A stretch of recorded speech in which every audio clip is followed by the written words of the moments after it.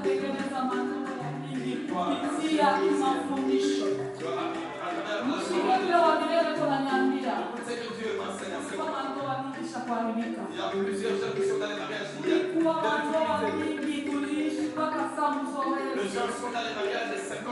Ninajua magharibi ya leo Mungu ataleta salama, mapendo pamoja ndani ya malango. Mungu amibariki. Hakupa kufikisha wakati yako Mungu. Kama kuko ule anafika na leta kitu cha sadaka kiko pale. Ukafika kwa sadaka yako kuyatoa. Banduku ili wakati mzuri. Tunaomba, tunadue, tunadoe.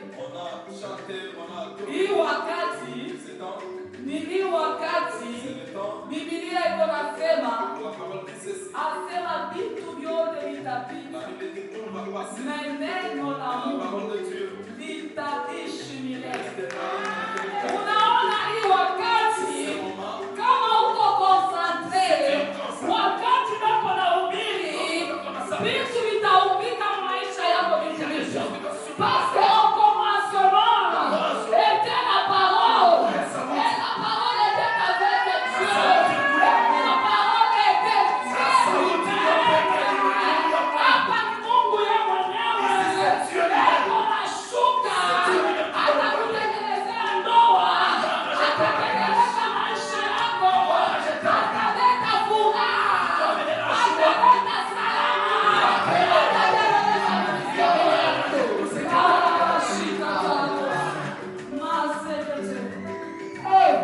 wakati mzuri. Vitu vyote vitapita. Mungu vitu vyote vitapita. Basi unachua sema. Mimi mama. Ninaweza kulala mtoto wangu asema mtoto takuzia vilato. Ninafika ile siku kuzia. Mais parole ya Mungu kama inasemezike. Itatimizika mpaka. Neno ya Mungu haipitake. Na wakati wanasema Jésus-Christ revient bientôt. Inakwambia ya kweli Bwana Yesu anakuja. Hapana kuja mdistraction. Yesu anakuja. Il vient bientôt. Soyons prêts. Wakati mzuri. Tunapenda kupresente. Mulata intervenir première tour ya kwanza. Mais wakati ya kupresente. Tutasimamisha hapo papa wetu Pastor Serge. Ataombea hapo séance ya kwanza.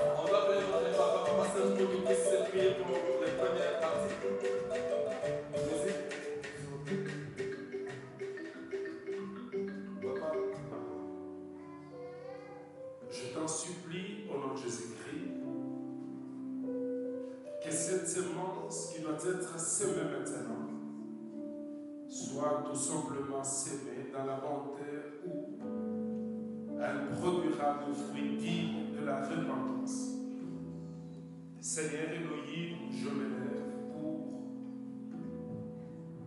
empêcher toute pensée contraire à ta volonté parfaite. Toute pensée de distraction, que l'atmosphère change, que les anges de Dieu soient à l'œuvre et que le ciel soit ouvert pour une personne en ces lieux. Nous te l'avons demandé au nom de Jésus-Christ. Ou un Seigneur, celle que tu vas ou celui que tu vas utiliser maintenant pour nous bénir de ta parole.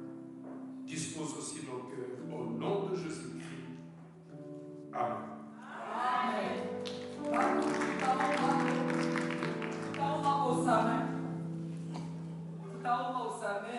Vous allez nous pardonner pour les temps. Bon Dieu vile roho ya mtu ilituongoza. C'est l'éternel que l'Esprit de Dieu nous a conduits. Kama unaona mwombaji anapita kushare. Si vous voyez, c'est une personne qui prie beaucoup, il passe à share. Asipendai kutoka kushare maombi.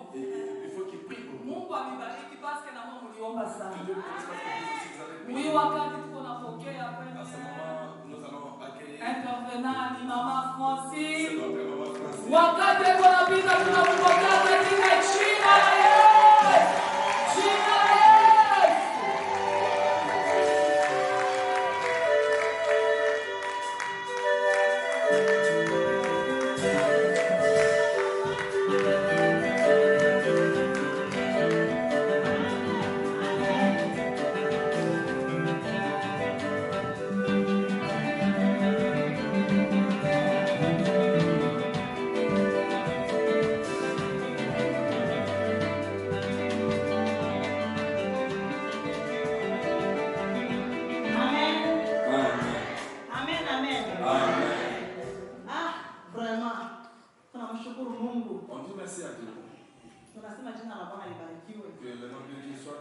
Mungu alipenda siku ya leo wewe uko hapa. Va accepter aujourd'hui que tu sois ici.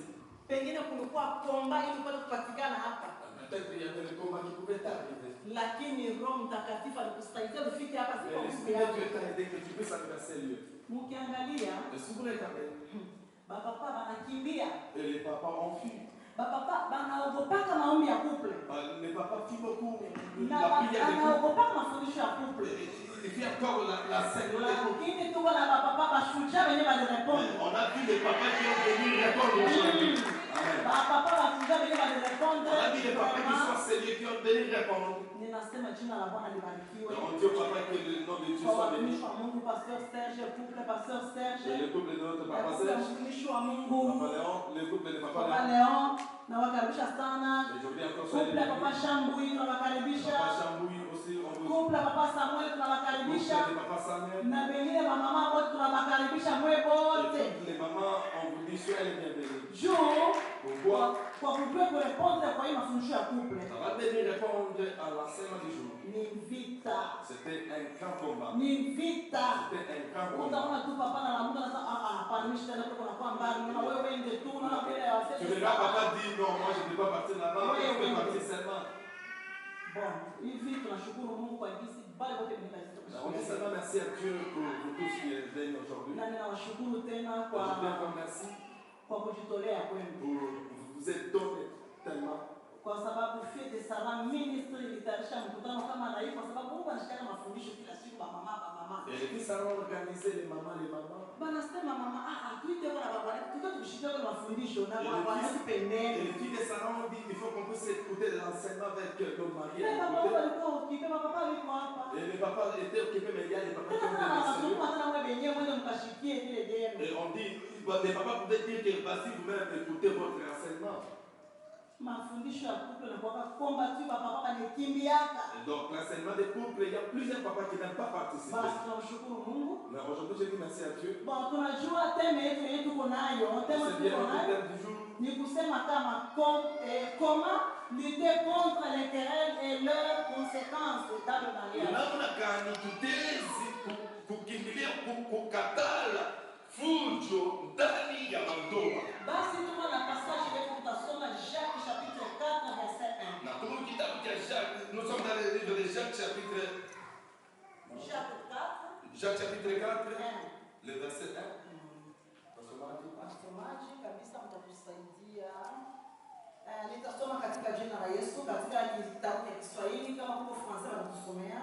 Français, si vous êtes là, vous allez entendre, on commence avec Biblia inasema vita vyatoka wapi na pigano yaliyoko kati yenu yatoka wapi? Si humu katika tamaa zenu zifanyazo vita katika viungo vyenu. Français. Jacques chapitre 4, le verset 1 jusqu'à 2. D'où vient le dispute? D'où vient le lit entre vous? Est-ce qu'elles ne viennent pas des désirs mauvais qui luttent dans vos corps? Vous voulez quelque chose et vous ne pouvez pas l'avoir. Alors vous êtes prêts à tuer.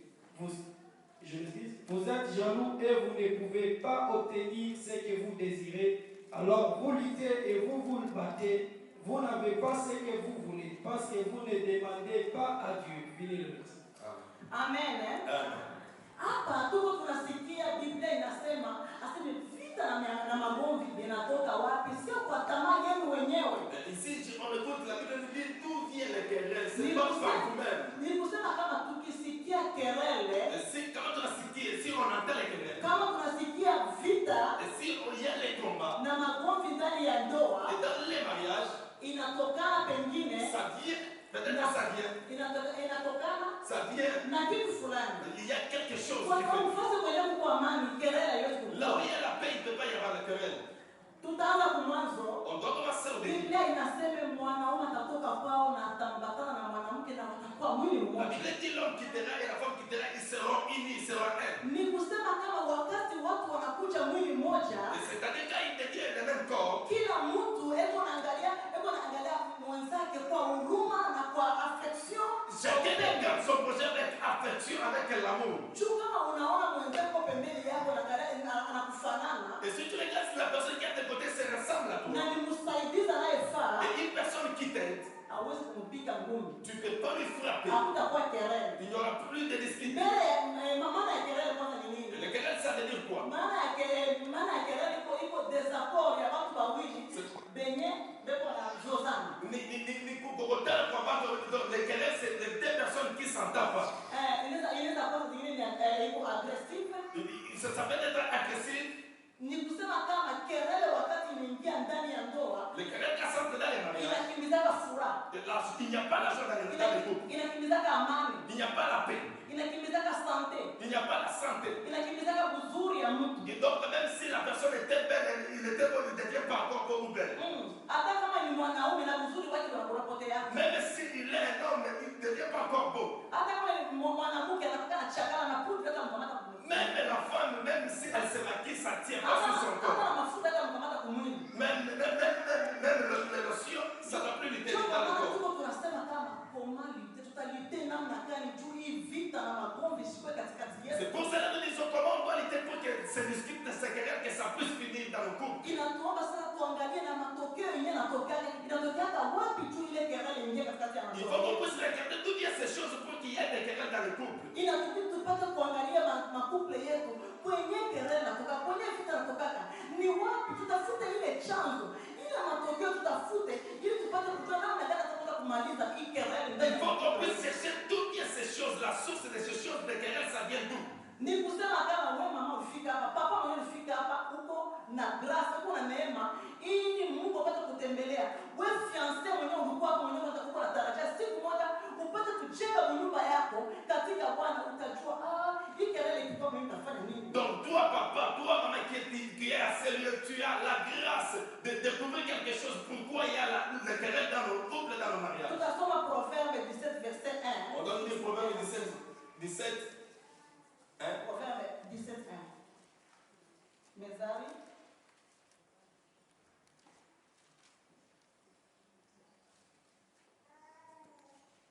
Hata kwa mwenye kwa na Biblia ya français anaweza kusomea. 17 1. Proverbe 17, 1. Afadhali mego kavu pamoja na utulivu kuliko nyama yenye karamu nyingi pamoja na magomvi.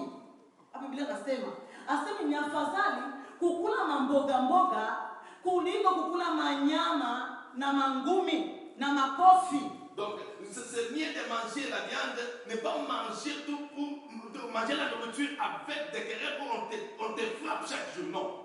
Ni kusema kama ndoa inabidi mule mdomo upate kwa furaha. Donc dans les mariages, il faut qu'il y ait la paix ou la joie. Fasi ya mariage au fasi ya ndoa haiko fasi ya ring. Donc dans les mariages, c'est pas le lieu où on doit commencer à se battre chaque jour. Ndio pale kwa tunasema kama hii magomvi inatoka wapi katikati yenu. C'est pour cela on dit d'où viennent ces choses parmi nous. Ni kusema kama ndani ya ndoa pale kwa watu wenyewe wanasema mundoa mwende kule kwa kuvumilia. Mundoa iko kuvumilia, ndoa ni kwenda kufurahi kitu kenye Mungu alinipatia. C'est pas des quand on dit dans les mariages il faut patienter tout le temps. Dans les mariages c'est pas toujours la patience, mais les mariages aussi ça est là pour que tu sois dans la joie, que tu puisses te réjouir de ton mariage. Du mariage est au cadeau. Donc le mariage c'est un cadeau. Il est cadeau yenye Mungu alitupatia. C'est le cadeau que Dieu nous a donné.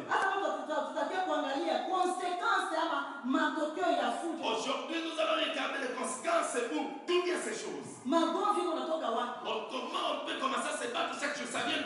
munatika tamaa yenu. Donc, en regardant, donc, nous sommes des gens qui ont le temps. Hein? Na konsekansi ya fujo ni nini? Et les conséquences de se battre chaque jour, c'est quoi? Konsekansi ya fujo inaleta nini? Inaleta divorce.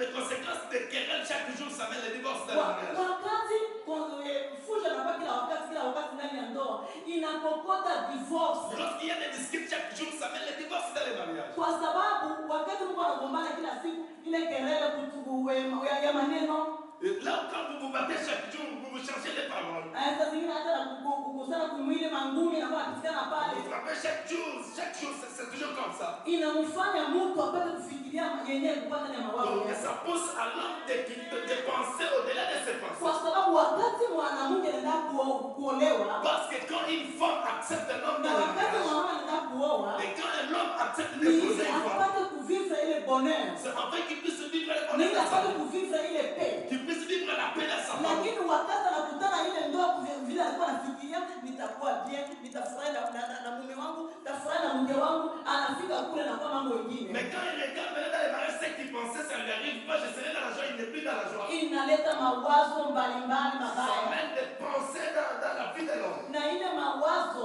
Et ces pensées, wakati iko ndani ya akili lorsque ça est dans l'esprit de l'homme, inamwafekte mtu ndani ya moyo ça wake. affecte la personne aussi Na dans le pale cœur. kwa kuna inaleta acte. Et ça donne l'acte maintenant. Ile acte ni nini? Et cet acte, c'est quoi? Ile acte ndio na divorce. C'est ça même le divorce. Ile divorce Et le divorce aussi. ndio yenyewe tuko tunapinga, ndio tuko Les querelles. ile kelele zinaendelea kubakia Que les querelles ne puissent pas dominer. ndani ya makuple yetu. Dans des mariages dans le couple. Conséquence ya kelele. Les conséquences des querelles. Conséquence ya kelele inapeleka watu ku divorce. Et ça mène les gens à divorcer. Na wakati sa divorce inakuwa Et lorsque le divorce est bien, inaleta nini? ça mène quoi? Batu benye banakuwa banateseka. Les gens commencent à souffrir. Benye banateseka kwa batoto sasa. Et c'est maintenant les enfants qui souffrent maintenant. Wakati mtafanya divorce kwenu unasema wewe mtafanya maisha yako. Et quand vous allez divorcer, vous devez dire que chacun fasse sa vie. Lakini batoto ndio batateseka. Mais maintenant, c'est les enfants qui commencent à souffrir. Konsekansi ni batoto kuteseka. Les conséquences du divorce, c'est les enfants qui souffrent. Leo hii watoto tunaona batu banaanza kupatana tena mapwao mafamilia. Aujourd'hui, vous voyez les gens qui donnent aux autres les poisons dans les femmes. Utaona wewe papa unamkatana mke wako. Et tu dois voir papa qui refuse sa femme. Unatafuta mwanamke mwingine. J'ai cherché notre femme. Niliamua natafuta mwingine mwanamke. Mais c'est qui tu dois chercher notre femme, c'est qui? Wakati unamleta sana Et lorsque tu l'amènes à ta maison, unajua kama unaulizana mtoto wako moja mbili tatu nne et tu avais déjà mis au monde des enfants, 3 enfants. na yeye papa naye alizana naye batoto yake mbili tatu. Et papa aussi avait mis au monde d'accord des enfants, 3 Wakati enfants. wanajua ndani ya nyumba sasa. Et lorsqu'ils se réunissent ensemble dans la maison, Inabidi sasa muwe couple mpate kwa watu wa maombi na kuleta umoja ndani ya il jamaa. faut les couples que vous soyez les gens de la prière, afin que vous amenez la paix dans votre couple. Mariage yenu ipate kuwa soudé. Afin que votre mariage Na soit hii soudé. familia yenu ipate kuwa soudé. Et que votre encore famille soit soudée. Pasipo ile watoto ndio watateseka. Et si ça ne se réalise pas dans vos couples, c'est les enfants qui vont Kwa souffrir. sababu divorce inafanyikaka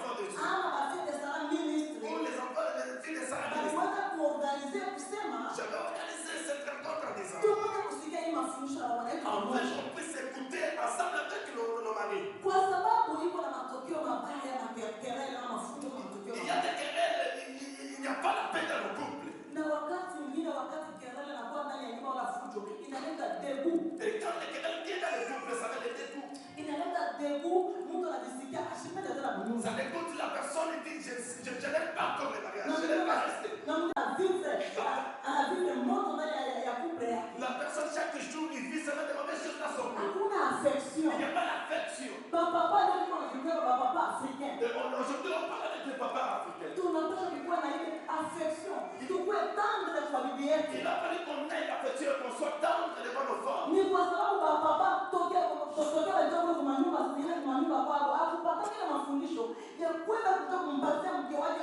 Donc les papas, lorsqu'ils sont sortis de sa famille, il n'a pas été éduqué de comment donner l'amour à sa femme. Il n'a pas été enseigné comment aimer sa femme. Comment il peut montrer l'amour à sa femme. Papa dit, moi je suis chef. Moi, il ne faut pas jouer. Moi je suis chef. La Bible dit, la femme, pour la femme, il faut qu'elle fasse tout. Restez là-bas, moi je suis chef. C'est pour cela, en étant être chef.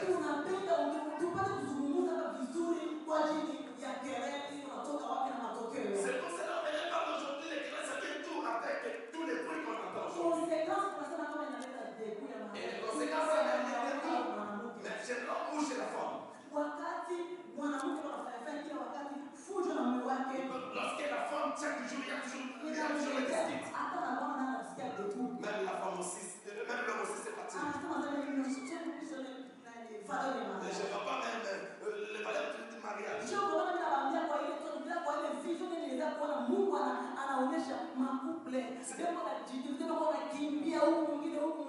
C'est pour cela que j'avais tout à la vision que j'avais dit, les jeunes se sont dispersés. Peut-être là, tu t'es dit, tu es fiancé. Il a fallu que tu puisses faire un bon choix. Le choix, c'est une bonne chose dans le mariage. Et si tu ne fais pas un bon choix, ta vie sera détruite. Même si tu as la puissance de Dieu. Lorsqu'il y a toujours les querelles, on a quelle dans le mariage. Et lorsqu'il y a toujours les disputes dans ton couple, papa, maman, tu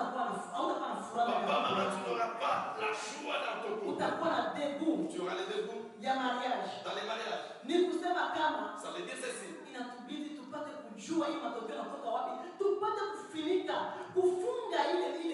Il est demandé qu'on puisse savoir comment on peut arranger la chose qui fait qu'il y a des disputes dans le mariage.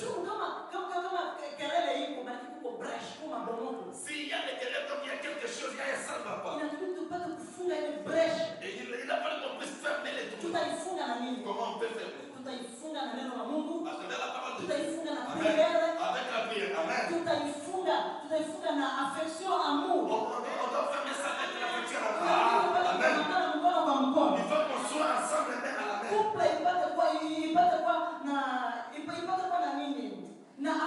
Il faut que le couple ait l'affection. Si toi, papa, tu ne donnes pas la maman la joie. Et tu ne lui donnes pas le temps qu'il puisse se réjouir dans ta vie. Et si maman va te toucher sur le... Tu dis non, ne me touche pas, je suis ton chef. Non.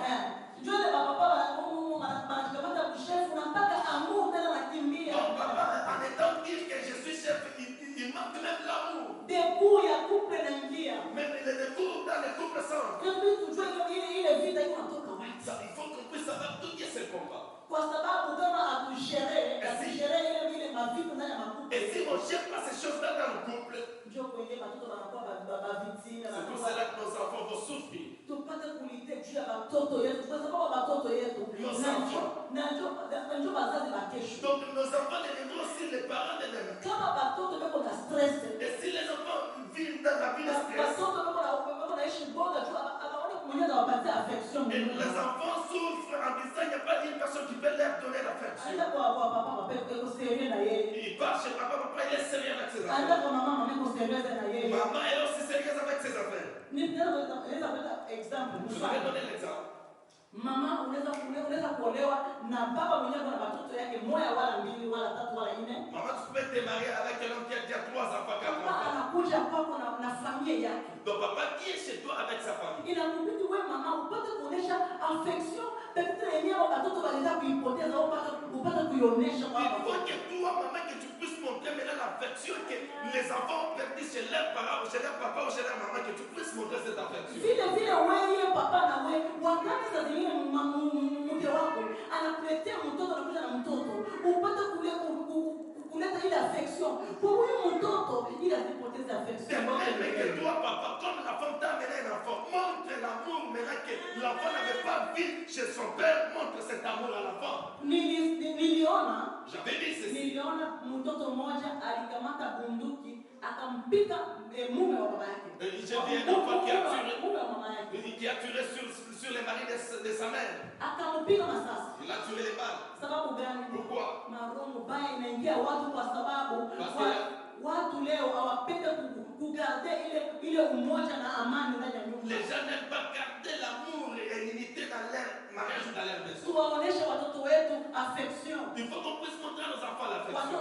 Mtoto ya mume wako, l'enfant de ton mtoto wa mke wako, l'enfant de ta femme. Unapata kumpatia ile affection. Donne-lui seulement cette affection. Leo hii unaanza kunakuwa mingi unaona mtoto Aujourd'hui, anakuwa plusieurs enfants sont sorciers. Il y a même des poissons qui marchent dans les familles. Sababu ya nini? Pourquoi? Ile ndio matokeo C'est ya le divorce. résultat Wakati du divorce divorce. inakuwa, Et lorsque le divorce arrive, tunakuwa na bamaibo, tunakuwa na batelenka wanakuwa mingi. on voit maintenant, nous avons maintenant les enfants du bateau de Mamunjia. Si venye tuko hapa hivi, Nous qui sommes ici. si venye tulikuwa hivi siku ya leo, tupate kuulite, tuangalie hii mambo sirudilie. Toi qui as été invité aujourd'hui, il faut qu'on puisse quitter pour que ces choses ne puissent pas encore Na arriver. njoo maana tuko tunaombea mariage yetu, makupe yetu. C'est pour cela Tuko qu'on miaka mikono ya Mungu. on doit Kwa sababu Mungu anaweza yote. que Dieu, c'est Dieu Hakuna qui kitu est kinamshinda Mungu. Il n'y a pas quelque chose Vijana kama inashindana kwa wanadamu. Donc, si Lakini Dieu kwa le Mungu kinawezekana. Dieu peut tout faire. Na ndio kwa maana la mama, C'est pour cela les na mamans. ndio kwa maana la papa. C'est pour cela les papas. Tuangalie hiyo matokeo inaleta mambo mabaya katika Regardons, c'est de là où vient la souffrance dans le couple. inaleta hypertension, Ça met l'hypertension, stress inakuwa il y a le stress qui arrive. wakati mtu ana amani ndani ya Parce nyumba. que la personne n'a pas la paix dans sa maison. Naomba dialogue ipate kwa mkuple. Il faut avoir le dialogue dans le couple. Na njoo kwa maana C'est pour cela, tunaandika bafie de Sara. on dit au fils de Sarah, Chambre ya kila mtu inapaswa kuwa na kiti. Mshamba inapaswa kuwa kiti. la chambre de chacun, il faut qu'il y ait une chaise. Ile kiti maana yake Et nini? la chaise, ça veut dire quoi? Kwa sababu ile kiti iko signification ya dialogue. La chaise, c'est la signification de dialoguer. Kama mshamba yako hamuna kiti, Et si dans ta chambre, il n'y a pas une chaise, sema kama Mungu alea. donc tu es à l'aise. Kwa sababu ile kiti kwa mshamba, La chaise qui est dans ta chambre, wakati ya problème, s'il y a un problème, mtakuwa na dialogue. vous allez commencer à parler. Mtakuwa nekala kukiti. Vous allez vous asseoir sur les chaises Ili mtafute solution. pour trouver la solution. Lakini kama mshamba hamuna kiti, Et si dans ta chambre, il n'y a pas une chaise, kila mtu kwa mbi yake. chacun fait ce qu'il lui veut. Utaona papa na mkaji, mama na Tu mkaji. vois, papa, il part au travail, maman, Ili part au kila travail. wakati. Chacun il est occupé de ses affaires. Hamuna na kiti mshamba. Vous n'avez pas la chaise dans la chambre. Wakati ya problème, Quand il arrive un problème, mnashinda kudialogue. vous manquez comment dialoguer. Dialogue iko kitu ya kwanza, iko kozi ya kwanza inapaswa kuwa mkuple. Le dialogue, c'est la première des choses qui nous doit dans le couple. Kama mkuple hamuna Et dialogue, si dans le couple, il n'y a pas de dialogue, ile ndoa iko ya hatari. donc ce mariage-là ne peut pas avancer. Ni kusema kama mshambre yetu mnapaswa kuwa kiti. Et si dans notre chambre, nous avons la chaise, Kiti c'est pourquoi kiti kiko na maana. la chaise a une signification. Wakati mama yuko na problème, wakati papa yuko na problème, atamwambia mke wake, Et s'il y a papa a un problème ou maman a un problème, il va dire à son mari, mama ikala kwa hiki kiti hapa tuzungumuze. maman, tu peux t'asseoir ici. Mama Je vais ikala parler. pale kukiti. Wakati mtu anakala kukiti, Et lorsqu'il reste là-bas sur la chaise, hasa kama alikuwa na makala, alikuwa na mchoko. mais s'il était dans, il avait le Anasikia problème, directement, il s'est parti. juu atakala pale kwa ile kiti. Parce qu'il doit s'asseoir sur la chaise. Anapata atamsikia papa anataka kusema nini. Il doit écouter qu'est-ce que papa veut me dire. Na wakati mama naye anakia kuona niko natafuta kudialogue na mume wangu. Et lorsqu'il doit écouter que j'aimerais parler avec mon mari, Atamwambia papa, il doit dire à papa, ikala hapa kwa hiki kiti. papa, assis-toi ici, Tuzungumuze. qu'on puisse parler. Makuple mingi nakosa dialogue. Et beaucoup de couples manquent le dialogue. Dialogue iko cause ya kwanza yenye inapaswa kuwa ndani ya Le couple. dialogue, c'est la première des choses qui nous doit. Mariage sans dialogue iko mariage ya kukufa. Les mariages sans dialogue, les mariages n'avancent pas. Dialogue ndio inakalishaka mariage. C'est le dialogue qui fait que les mariages puissent continuer. We fiancé, we marié mwenye uko hapa. Fiancé, marié, toi qui es ici. Ni dialogue iko communication ya batu bawili. Le dialogue, c'est quoi? C'est la communication entre des personnes.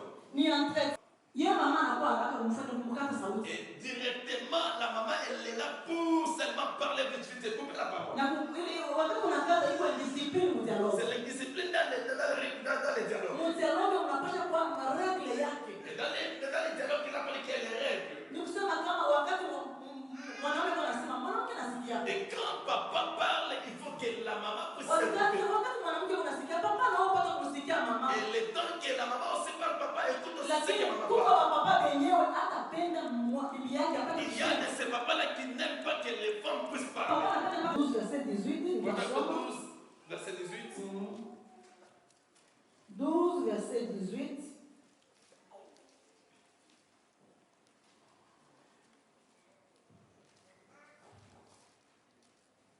Proverbe chapitre 12, verset 18, la Bible déclare. Le méchant fait un gain trompeur, mais celui qui sème la justice, un salaire véritable. Est-ce que c'est ça? Proverbe 12, 18. Tel qui parle légèrement blesse comme un glaive, mais la langue de sage apporte la guérison. Amen.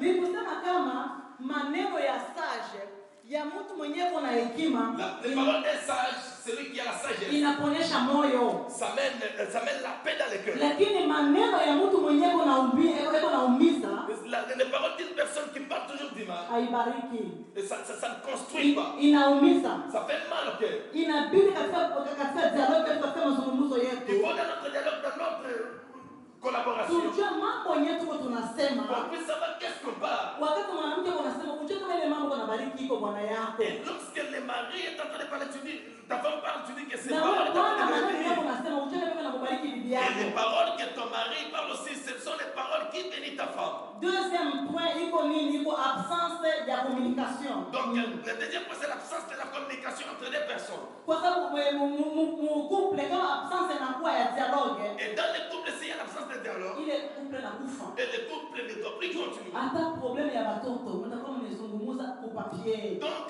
même les Message. problèmes des enfants, vous allez commencer à vous écrire sur les papiers ou dans les messages. Matesto na kwa Donc, tumiana. vous allez commencer maintenant à vous envoyer les textos. Inabidi mu couple yetu dialogue ipate Il kushimama. a fallu que dans le couple qu'il y ait les dialogues. Kwa sababu kama crise iliingia ya dialogue mu Et couple si la yetu, crise de dialogue entre dans le couple, ndoa yetu kuna shida. directement dans le couple, on ne doit plus avancer. Hapa hivi kutema yetu tunasema namna gani Et kulite juu. notre thème dit c'est comment on peut lutter. Namna gani tunataka kulite juu hii ma dispute, magomvi sikuwe. Comment on peut lutter contre les querelles, contre tous les combats qui se passent dans les mariages. Na hapa tutaweza kuzungumzia mambo mingi sana kwa sababu kwa ajili ya muda tutakuwa tunavuka On doit sauter parce que le temps, on n'a pas assez de temps. Amen. Amen. Hapa tunazungumzia kwa ajili ya cause ya kwanza. On doit parler des premières causes. Cause ya kwanza Les premières causes, ni nini? c'est quoi? Tasoma Proverbe 18. Maneno ya ulimi wetu iko na force. Donc, le langage qui sort de notre bouche a la force. Iko na force. A la force. Na kama chez couple kama tukontrole maneno ya kinywa chetu ni fujo na magomvi haitatoka. Et si dans le couple on contrôle avant de parler nos langages, directement il n'y aura plus de dispute de querelles. Point ingine yenyewe haiwezi kuleta amani ni kujitetea mu couple. Donc, l'autre point, c'est plaindre beaucoup dans le couple. Wakati unajitetea kujidefend. Se défendre dans le couple. Wakati uko problem inabidi partenaire moja apate kuitikia ile maneno kusema ile ni makosa yangu vraiment unihurumie katika kuendelea njia nzuri ya ndoa yetu. Lorsqu'il y a un problème dans les mariages, il faut que chacun parmi vous puisse accepter que j'accepte ce que j'avais fait, ne pas se défendre. Utamchukulia. Tu dois commencer à regarder. Wakati eko na pamoja na watu wako makosa, wewe papa utamata ma décision ya nguvu. Et si tu vois que ta femme a fait quelque chose qui n'est pas, qui semble pas être bon, ne ne sois pas colérique. lakini papa atamchukulia. Mais papa, regarde comment tu peux l'aborder. Na wewe mama na wewe kama unaona bwanako yako na bisilani yako yulu like asiki yake makonsei, wakati unamwambia apende kushikia. Et si toi, la femme, tu regardes que ton mari ne t'entend pas, si tu veux lui parler, il ne veut pas t'entendre, il faut faire quoi? Mwanamke na kushuka. Il faut descendre. Wakati utashuka utakomprendre masemo yake au mawazo ya bwanako kwenda wapi. Il faut se rabaisser. Quand tu te rabaisses, tu dois comprendre qu'est-ce que ton mari veut. Lakini kama ujishusha utajua mawazo ya bwanako ni gani kwenda wapi. Et si tu te rabaisses pas, tu ne dois plus comprendre comment maîtriser comment ton mari, donc la colère de ton mari. Na wakati tunakadana maneno au mabitambi hautajua mawazo ya bwanako anataka kusema nini wala mawazo ya mke wako wewe papa itataka kusema nini. Et quand on ne se donne pas la chance de se parler, donc on ne sait pas qu'est-ce que chacun de nous fait parler. Na kitu kingine kinaleta fujo na magomvi ndani ya ndoa ni kusikia. Et ce qui amène encore les disputes dans les mariages, c'est le fait de beaucoup entendre. Wakati unasikia Lorsque tu entends trop, maneno ya nje, les choses qui viennent en dehors, fujo na magomvi itaingia. directement il y aura des querelles ou le combat dans ton mariage. Inabidi couple na kama bado kwa complice, bibi na bwana bado kwa complice. Il faut que le couple, la femme et l'homme qui soient ensemble. Yes. Qui sont en complice. Mais kama couple haiko en complicité. Si le couple n'est pas en complice, katikati yao entre eux, batakuwa kila mtu anakuwa na mawazo yake. chacun aura ses Mwanamke pensées. anakuwa na mawazo yake, La femme aura ses mawazo pensées. yake. Ou l'homme aussi aura ses pensées. Leo hii ndio kuona zaidi watu wanakusia watu wengine na baba na watoto ndani ya nyumba. J'aimerais parler avec les gens, les couples là qui ont des enfants dans la maison. Utaona mama anaonesha amuri yake yote kwa watoto. Tu vas voir la maman qui montre, qui manifeste l'amour devant ses enfants. Utakiona mama anashinda kuonesha amuri kwa wana yake, ampate kumsikiliza, amsi, bafurahi pamoja, lakini anaonesha amuri yake yote kwa watoto. Tu vois la maman qui montre l'amour, l'affection à ses enfants, mais il ne montre pas cette affection-là à son mari. Je vous donne l'exemple. Siku mama nilikala kwangu. Un jour j'étais chez Mimi moi. nasema nilikuwa na nyumba, wakati nilifika finali nilikuwa na nyumba ya mwenyewe na watoto wanayana mnyumba. J'étais dans la maison, j'avais beaucoup, j'étais dans la maison qui était tellement grande, j'avais beaucoup d'enfants dans la maison. Lakini hivi watoto wanaisha kila watu wanakomana na kwa nyumba. Mimi na bagana wanangu na mtoto mmoja. Du coup, je me suis retrouvé que tous les enfants ils sont partis sur Mimi nilikuwa na watoto wa 6 mnyumba. J'avais 6 enfants. Sasa kama wewe mama unakamata amuri yako yote unapatia watoto. Et si tu donnes l'amour ou l'affection, tu donnes à tes enfants. Wakati watoto wote watakomana wanaenda. Lorsque tes enfants vont te quitter, Utawacha kasisi na foremani ndani ya nyumba. comment vous allez rester pour dire dans les mariages? Inaomba kwanza tu. Vous allez commencer à vous battre dans la maison. Inaomba couple wapate mpendane kwanza mimi katikati yenu wawili. Il faut que vous-même que vous puissiez vous aimer tous de plus que les Kama enfants. wakati Mungu na watoto amuoneshane upendo, wakati watoto wataenda kila mtu atakuwa mkuu yake. Mais si quand vous avez les enfants, vous ne vous montrez pas l'amour, lorsque les enfants vont vous quitter, il n'y aura plus encore l'amour. Kila mtu atakuwa mkuu yake. Ndipo utakia kuona papa yuko telefoni, Tu vas voir papa sur le téléphone, mama yuko kanisani, maman sur les mama assiettes, kichwa na théâtre, maman commence à mettre le théâtre. nyumba iko kimya. Donc là, dans la maison, il n'y a pas la collaboration. Hapana na discours ya kuzungumza katikati yao. Donc ils ne se parlent pas, il n'y a pas de discours dans la Chuma maison. mama ukikamata upendo yako yote affection yako yote kwa watoto. Parce que maman, tu as mis l'amour dans tes enfants. Pekita na wewe papa na wewe kamata affection yako unaona tu kama watoto ndio valeur yako. Donc, Hiyo inamwacha kule ni vitu vile Bon, vile. toi, tu t'es dit que j'ai déjà marié la femme, et là, tu as mis au monde pour moi les enfants, c'est fini pour la femme. Hapana. Non, c'est pas comme ça. Na ndio yakulika ile mama watu wanasema sema mariage ni watoto na upendo kwanza ya kwanza ni kuonyesha watoto. Hapana, upendo ile ya kwanza ni bibi yako na ni bwana yako. Et les gens disent que le mariage c'est les enfants. Je vous dis non, c'est pas ça. Le mariage c'est l'amour entre les personnes. Il faut amour kwanza, mkultive amour mwe bawili Il faut mwanamke que na mwanaume. l'amour triomphe en vous entre vous deux. Mukidomine amour kwa katikati yenu. Et si l'amour triomphe en Hata kama watoto hawatakuwa mnyumba. vous, même si les enfants ne seront plus dans la maison, Mtakuwa na vitu vile amour yenu. vous allez continuer à vivre l'amour. Amen. Amen. Hata wakati watoto walikuwa mnyumba. Même si quand les enfants étaient dans la maison, Mulikuwa mnabashara mnaenda faire sortie vous mnaenda. partez vous-même faire les sorties. Mnaenda kunywa taka kafe fasi Vous fulani. partez même prendre les cafés quelque part. Lakini utakuwa na watoto hapa. Ah, on ne parle pas de sortir, on a des enfants ici. Unaanza kwa ndumba kwa restaurant na Quand on parle au restaurant, quand tu deviens impuni. hapana. Non. Inaomba couple Les couples, même si les enfants sont là. tufurahishane kwa shebe yenyewe. Donc on se réjouit d'abord entre nous deux. Même s'il y a les enfants, elles ont d'abord le temps de se réjouir entre eux. Elles sont d'abord les enfants qui restent là-bas. On part même prendre des cafés. Un jour, je donne l'exemple. De temps, on était avec papa restait avec les enfants dans la maison. Non, on ne peut pas prendre le café. Il y a des sucres, il y a des laits ici.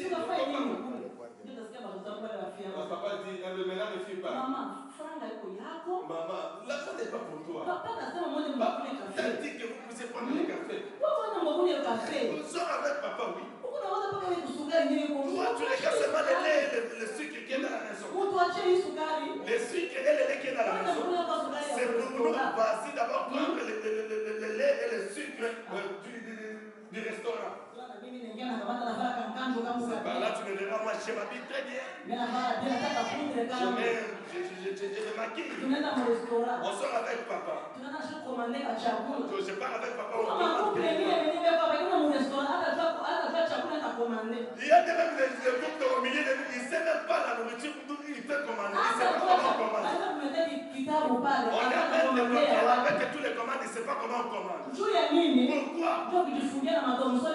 Parce que le fait de rester avec les torsions dans la maison. Rester avec les torsions dans la maison avec le poulet. Il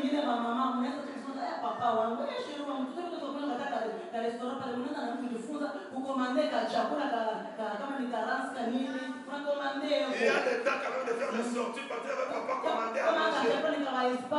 Tu regardes ce Nike espagnol, tu commandes ça.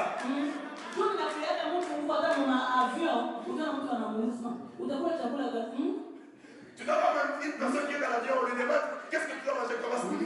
Quoi? Il ne sait pas quoi commander. Tu peux pas faire la commande de ce que tu dois manger. Le fait de rester avec les torsions, avec le poulet dans la maison. Que Dieu nous aide le maman. Que Dieu nous aide le papa. Qu'on puisse avoir ces régions.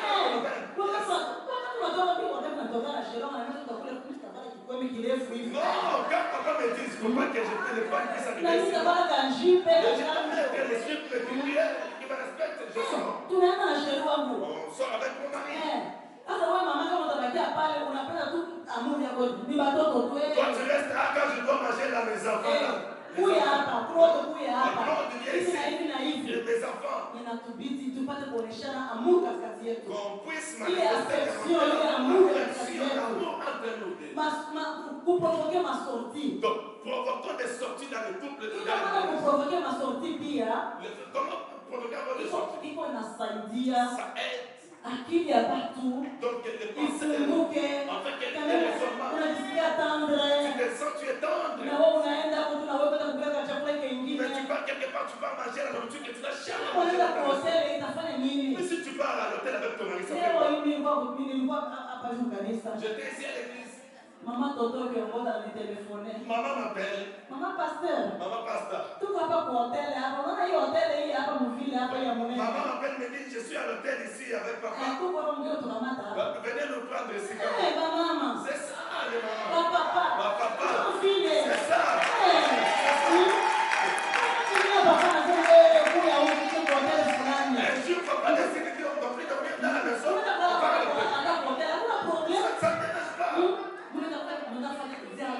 Mais vous allez maintenant faire les dialogues à l'hôtel, il n'y a pas les enfants, il n'y a pas les plus. Non,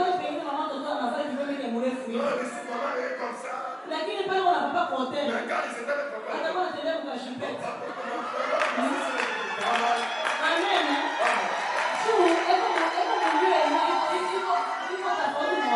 Maman, elle se retrouve dans les lieux où il ne faut pas porter seulement l'homme pas de l'homme. Il faut s'habiller bien.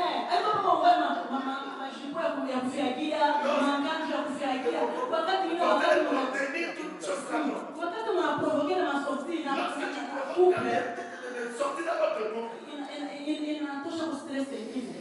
S'il y avait le stress des enfants, vous pouvez payer les tickets ici et sur toi et papa. Partir seulement. En France, ce n'est pas pour prêcher, mais vous partez là-bas seulement pour se réjouir avec papa. Chaque fois, l'argent de papa s'est envoyé selon on a appelé chez nous, on a appelé. Avant que tu puisses envoyer, il faut d'abord montrer l'amour à ta femme.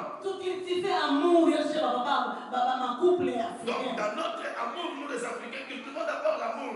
Là, à l'hôtel, là où vous allez partir. Si tu as un problème, je suis dans la joie. Un jour, j'étais fâché contre toi parce que tu avais fait ceci, cela. Mais comme tu m'as amené à l'hôtel, là, je suis à l'aise, je te pardonne. Pourquoi? Parce que la maman se retrouve dans les milieux où il ne sait pas. On n'est pas dans les blanquettes ou dans les draps habituels, non. C'est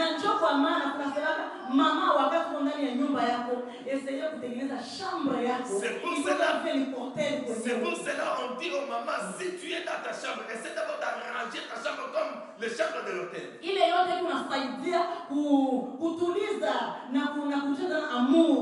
Tout ça doit nous aider à maîtriser et à amener encore l'amour dans le couple. Donc il y a les querelles et les disputes. Donc quand nous sommes des gens qui ont les temps à la vie. Et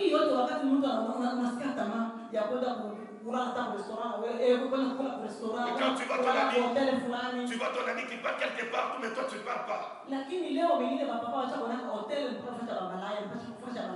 Aujourd'hui, les papas ont vu que les hôtels, c'est le lieu où ils se retrouvent seulement les impudiques. Donc,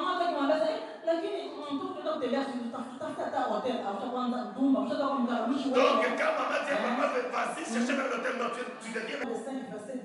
On doit donner le Proverbe 5.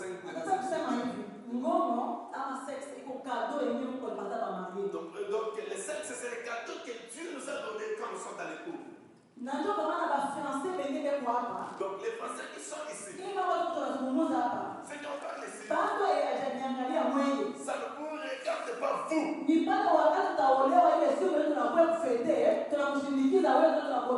Donc, on parle aux les gens qui sont dans les fiançailles. Ça ne vous regarde pas vous. Ça doit vous regarder lorsque vous serez dans les mariages. Là, ça va vous concerner.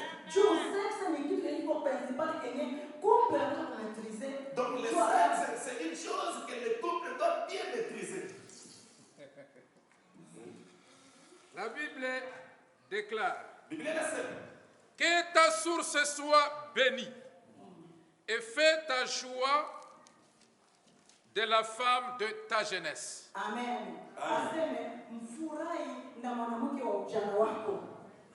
Réjouis-toi avec la femme de ta jeunesse. Donc, c'est réjouir avec toutes choses.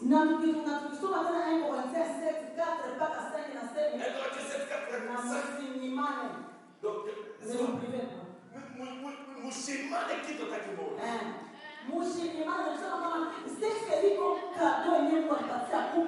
le sexe, c'est le cadeau que Dieu a donné au couple. C'est le cadeau que Dieu t'a donné.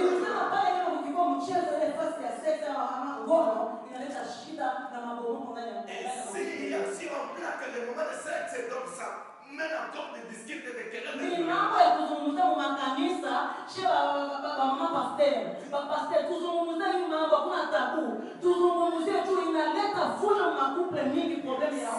qui concerne le sexe, nous les mamans pasteurs, nous les hommes de Dieu, il faut qu'on puisse beaucoup parler sur ça dans nos églises en fait, parce que ça mène aussi des problèmes dans les églises. C'est nécessaire dans les couples. Je donne l'exemple. J'aimerais dire ceci. Le couple se prépare. Le couple se prépare, même l'acte de sexe se prépare aussi.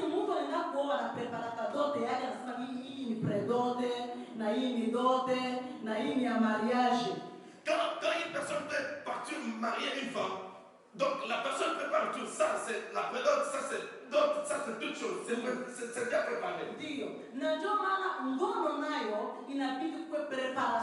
C'est pour cela aussi l'acte sexuel, il a fallu que ça se prépare aussi. Il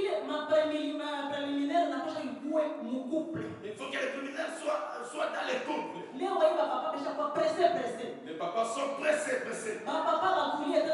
yabo. Donc les papas, ils se reposent pas dans la tête. Papa watulie. Ils ne se reposent pas. Na njoo kwa maana mama alisema anapenda ile mafundisho. Tuje kusikia na C'est pour cela les mamans ont dit il faut qu'on puisse écouter cet enseignement. Mukanisa hapa njoo kwenye tunapata kufundishana hii mambo yote tuko C'est mkunia. ici où on doit s'enseigner toutes les choses. Na njoo tutengeneza makuple yetu. Et ce sont les choses qui vont Juu dans le couple. kama couple yetu tutengeneze hii mambo ya sex. Et si dans le couple on ne parle pas sur cet acte de sexe, ça ne sera pas bon. Amen. Amen. Biblia inasema mshikamano. La Bible dit il ne faut pas vous priver. Unaona papa ajue kujiprepare, ajue namna gani anaweza kuanza mke wake, kama atambieze, kama atamgusa kunywele, kama atamgusa wapi, papa ajue tuko present. Et tu verras, le papa, il ne sait pas comment caresser sa femme. Il ne sait pas comment on débite directement. Il est pressé là. Juu ndani ya ndoa leo unakaa kuona watu wengi, bwana au mwanaume wala mwanamke, eko na ile carence ndani yake. Donc aujourd'hui, nous voyons l'homme ou la femme, il y a les carences dans leur vie ou dans leur cœur. Kama carence ya ngono inakuwa mkuple inaleta breche, inaleta querelle. Et si les carences de l'acte sexuel dans les mariages existent, il y a toujours des querelles et des disputes. Kama hakuna kufurahishana mkuple, Et si vous ne réjouissez pas dans le couple, inaleta shida. ça met dans des problèmes. Utaona saa zingine mpapa anafanya hata 3 mois, anafanya hata 1 semaine, anafanya 2 semaines, maana mwanga ikata mama. Tu dois voir, papa, il fait 3 mois, 2 semaines, 3 semaines. Il n'arrive même pas à toucher à sa femme. Papa kazi yake bila kusema sana mtushe bibi yake. Avant que papa puisse toucher sa Tu femme. anza kumpata bisous. Pour lui donner les bisous. Inabidi kama television yake aweke pale. Il faut qu'il puisse prendre la télévision. Anze kuangalia mafilme ya venye unafanya ngono. Il faut que papa puisse d'abord regarder les films pornographiques pour commencer, pour toucher sa femme. Ile yote iko na punguza upendo ya couple. Tout ça, ça diminue l'amour dans le couple.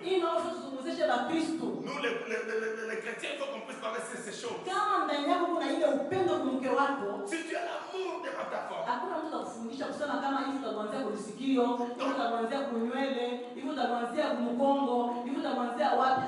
Iko automatique. Il n'y a pas quelque chose qu'on doit t'enseigner comment commencer à caresser ta femme. Automatiquement, toi-même, tu sais là où tu peux commencer pour caresser ta femme, qu'elle soit satisfaite ou satisfaite. Ni lazima zaidi. C'est tellement important. Leo kwa hiyo makuple kwa sababu wanakuwa na début ya ngono. Aujourd'hui, les gens, ils ont les défauts dans l'acte sexuel. Juu ya nini? Pourquoi? Peut-être pengine kwa sababu hii mambo ya ngono ifo propriété kwa kitu ya kwanza. Donc la première des choses sur l'acte sexuel, il faut qu'il y ait la propriété. Unaona papa anatoka kukaje kule. Papa vient du travail. Ana kutumika. Il a beaucoup de travail. Anakuja na jasho papa pende kunao maji. Papa n'aime pas se laver. Papa pende kunao maji. Papa n'aime pas se laver. Sasa hii yote tutarudia wapi? Kule kutia lobe tutarudia. Donc papa s'il n'aime pas se laver quand il vient du service, on doit retourner dans la chaise sur les diamants. Papa anaogopa mai. Il y a des papas là qui n'aiment pas l'eau. Papa anakimbia kama ya pembeni. Papa lui il n'aime pas se laver, il n'aime pas l'eau. Mama kimwambia sasa papa huyu ndio kulala anambia maanisha kuchoka mimi nalala mvile na kwanza mashoka sana lala. Tu vois papa qui dit à maman papa maman dit à papa il faut que tu puisses te laver, je suis déjà fatigué, je dois savoir comme ça. Sasa ile yote kitendo cha ngono inaleta début. Et sur l'acte sexuel ça donne les dégoûts. Inakuwa propriété ngambo yote mbili Il faut kwa qu'il y ait la mwanamke na propriété mwanaume. chez l'homme ou chez la femme. Na papa wakiwa wako posé. Il faut que les papas soient posés. Tuwapende wake zenu kwa kutoka kwa nani Il kabisa. faut que vous puissiez aimer le papa, aimer vos femmes dans vos cœurs. Juu ukimpenda mke wako, hakuna mtu atakwambia sema sasa bananzaka na bisu. Itakuwa automatique wewe mwenyewe. Juu unampenda mke wako. Et si tu aimes ta femme, on ne doit plus t'enseigner comment caresser ta femme, ça sera automatique par toi-même. Na ndio vile utaona wana mama leo beko abiko satisfait. Mais tu dois voir les mamans aujourd'hui, ils ne sont pas satisfaits. Na ndio vile vile na papa nako sasa zile kukataliwa hapa bila nasema sasa mshikamano. Mama kumkatalia juma mzima, juma mbili, juma tatu, mwezi moja, mbili. Tu dois voir, maman a déjà refusé qu'il puisse passer sur l'acte sexuel 2 semaines, 3 semaines parce que papa n'est pas propre. Na ndio kama tunaona mambo mingi katika watumishi wa Mungu kwa Kristo kwa shehe mtu tunasema Yesu ni hii mambo. Il y a beaucoup de choses qui se passent, surtout les chrétiens, les hommes de Dieu. Il y a beaucoup de choses qui se passent. Tukifikia haya kuzungumzia hii mambo, tukiona tabu mandoa ya Kristo, madivorce inaingia, yani mambo mingi inaingia kupitia hii ngono. Et si nous avons honte de ne pas parler sur ces choses, il y aura toujours des querelles, des disputes dans les mariages. Kama mwanamke haiko satisfied mkouple yake, ndio unasikia mwanamke marié anatoka nje anafanya kwa infidèle. Et si tu vois une femme qui n'est pas satisfaite dans son couple, tu vas voir cette femme va sortir de sa maison pour chercher une autre Infidélité inakuwa. Par là, on doit parler de l'infidélité. Ni juu ya nini? C'est pourquoi? Atosheke. Parce qu'il n'est pas satisfait. Kitu kingine, La deuxième chose. kitu ya pili iko egoisme. L'égoïsme. Egoisme kungambo ya bapapa. L'égoïsme, c'est du côté des papas. Kungambo ya bapapa kama iko egoiste. Si le papa il est égoïste, Wakati yeye anasikia kufanya kitu cha ndoa, et lorsqu'il a envie, il a les sentiments de passer sur l'acte sexuel. yeye anakuweka tu mara moja anaanza kuintimider mama kuya hapa Directement, papa il vient, il commence à intimider par maman, passe ici. Hapana, mkuple iko vile. Dans le couple, c'est pas comme ça. Mkuple iko amour. Premièrement, il faut manifester ou montrer l'amour. Na wakati ukikuwa amour, Et s'il y a l'amour, kila kitu kile kinaenda kwa amani na salama. et tu verras que toutes choses se passent dans la paix. Lakini kama mkuple kwa sababu ya mekanisme kukutana, Et s'il y a toujours des disputes, hakutakuwa upendo. il n'y aura plus d'amour. Juu papa mwenyewe egoist yeye anapenda yeye ajisatisfait na wakati anasikia mwa kukula, yeye bana mwa ende para kule. Tu verras papa, s'il a envie de manger, il part et se précipite pour manger trop rapide là. Hapana, ngono iko kado yenye Mungu alipatia couple. L'acte sexuel, c'est le cadeau que Dieu a donné au couple. Il faut couple mwanamke au mwanaume wote wawe satisfait. Il faut qu'il soit satisfait. Wote wafurahie. Il faut qu'il soit dans la joie. Kama mwanamke yuko egoiste anapenda ile saa anasikia ya kukula, ndio anaanza sasa kukaribia papa. Mais même si la femme aussi, si la femme a besoin maintenant de passer sur l'acte sexuel, c'est par là que vous êtes, donc vous n'êtes pas dans la préparation que vous, il y aura toujours des disputes, il y aura toujours des problèmes. Ni vizuri kabisa couple tupate kufurahia kitendo cha ndoa. Il faut qu'on puisse se réjouir avec l'acte de mariage. Leo hii watu wengine bana iko sasa vile bila kusema sasa vile accessoire. Donc il y a des gens là, c'est l'accessoire, c'est là ce qui se passe. Haiko vile. C'est pas comme ça. Mon couple mwanamke anataka kufurahia na mwanaume anataka kufurahia. Dans les couples, que tous les deux personnes, il faut qu'ils soient dans la joie. Kama hakuna ile kutosheka, ndio tunaona infidelity inakuwa mingi. Yes. Unaona pastor, mama pastor na mwangaishaka mnyumba. Pastor atakia kuangalia naona wana mwimbaji, anakwenda kujipitisha pale. Juu mama pastor na mwangaisha. C'est pour cela que tu verras que s'il n'y a pas l'amour ou maman n'arrive pas à donner ce que papa veut, c'est par le Sénat, tu verras papa, il commence à chercher des petites filles. Na ndio vile mama naye wakati kama atoshe mume wake anatoona macho nje haiko mzuri na lezi ile yote anaoa kunyumba na couple. Par là, tu verras aussi la maman, si elle n'est pas satisfaite, elle commence maintenant à chercher des petits garçons. C'est parce qu'il manque l'amour. Papa inabidi tuliza na akili yenu tu papa alishakuwa yulu. Yeye papa kutoka tu kule wakati yeye anapenda, ndio anapenda mwambie mama kukuya huku. Hivi na hivi hapana, haiko vitu ya mekanisme. Ni vitu vyenye inatoka mroho. Upendo inatoka mule ndani. Affection inatoka ndani. Sentiment inatoka mule ndani mkichwa. Les papas, apaisez-vous. Si vous avez besoin de quelque chose, il faut d'abord collaborer et montrer, manifester l'amour. Juu wakati kama fasi kama mkuple muko stress, muko amsikilizane, huko leo kunyimana papa cha kuchoka na kumwomba mama na yeye cha kuchoka, hebu amebeleza papa kama mshoka mtupa wewe. Hivi na hivi na hivi. Wewe unamchokoza kila wakati. Hilo tena inaleta fujo na magomvi ndani ya Et si ça arrive comme ça, maintenant c'est la femme qui cherche son mari.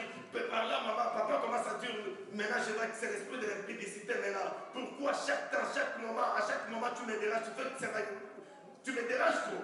Utaona leo mkuple juu kupana kitu cha ndoa ni mangumi yanaanza kutoka pale. Par là, si l'acte ne se passe pas, les gens commencent à se battre. Mangumi juu papa anataka pale kuya hapa hivi na hivi na hivi. Mama akikata nakatala, anaanza kujipoza na mimi. Ngumi inaanza pale. Anaanza kupigana. Papa cherche maman dit non. Pas pour le moment, directement, il commence à se battre, il y a maintenant des disputes de quelqu'un. C'est pas bien. Inabidi maisha yetu ya couple tupate kufurahia relation sexuelle iko kado yenye Mungu alipatia couple. Donc l'acte sexuel c'est le cadeau que Dieu a donné au couple. Il faut kuipatia unampatia mwenzako mpaka naye anafurahi na anajinyoosha na kujinyoosha sana tu anashia bien. Donc il faut donner même à ton mari qui puisse, donc tu puisses donner à ton mari qui soit rassasié de ce que tu l'as donné en fait qu'il se sente bien. Juu kama bwana haiko na njala ashibake hii hata kitu cha ndoa anakata jene na boteke inaonekanaka hata kwa mwanaume haiko anaonekana tu bo hata kama yeye mama yako anaonekana tu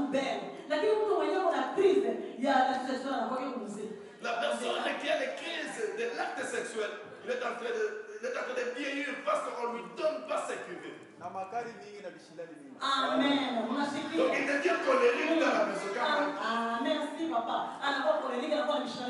Directement il devient colérique, il devient colérique dans la maison. Et tu lui demandes comme ça, ne me parle pas de ça. Quand c'est pas là, ça n'a pas d'importance. Et tu viens au plus parler, je ne vais pas parler avec toi. Pour plus s'aider. Maman saidia papa. Maman aide papa. Kwa sababu Biblia inasema sema chuma na chuma unaoana, ndio Biblia inasema. La Bible dit Chuma le frère et le frère. Donc ça se flotte. Je ne sais pas. Tu m'en écoutes maman. Donc les frères et les frères. Les couteaux et les couteaux se donnent encore. Ça, papa? Ça kiss. Oui. Juu wakati mashine ya mama na mashine ya papa iko nafurahishana na Mungu anasema amina. Juu mariage ni Mungu ndiye anaunganisha ndoa. Mungu ndiye anaunganisha ndoa. Lorsque la machine de papa est dans la joie et la machine de maman est dans la joie, directement Dieu dit amen.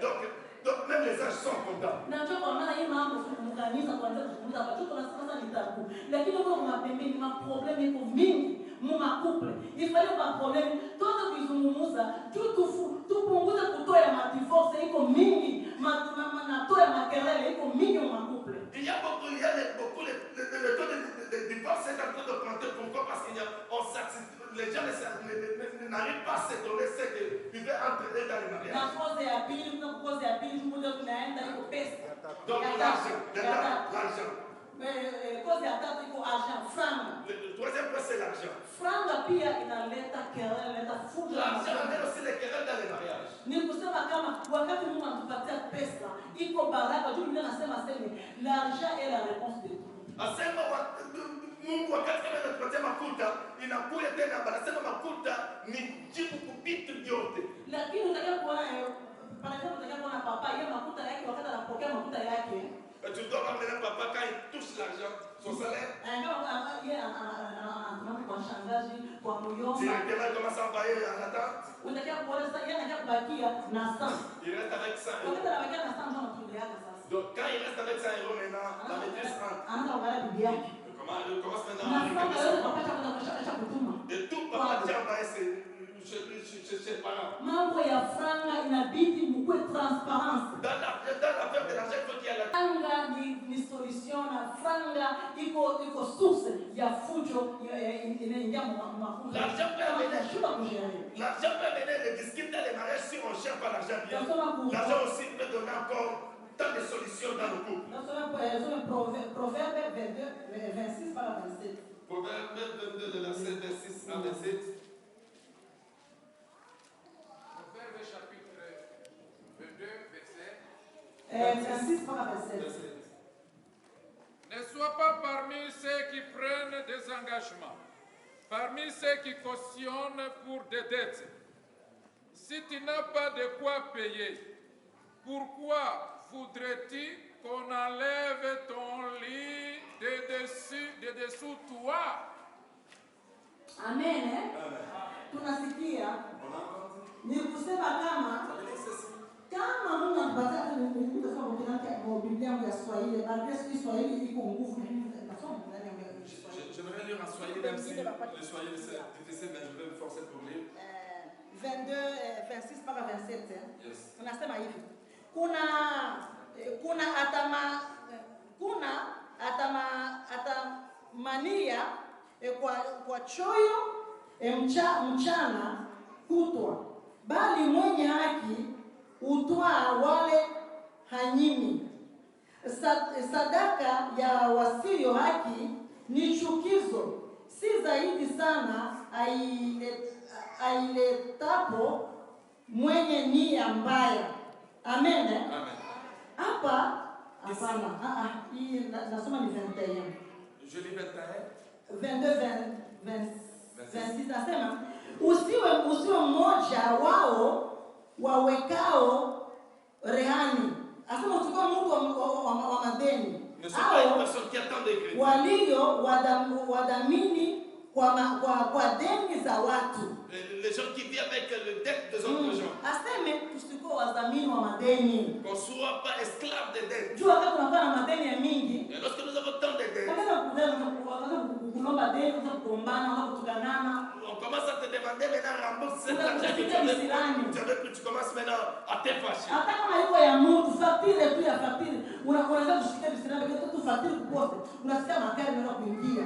C'est toi qui avais pris la chose. On commence maintenant à t'amener les factures sur ton poste. Tu commences à te fâcher. Ni kusema kama mpelekisho ya franga yetu tulifanya madepense inutile, italeta querelle, italeta kukosa amani mu couple yetu. Mais si dans les mariages on fait les dépenses inutiles, ça doit amener tant de disputes et de querelles dans les mariages.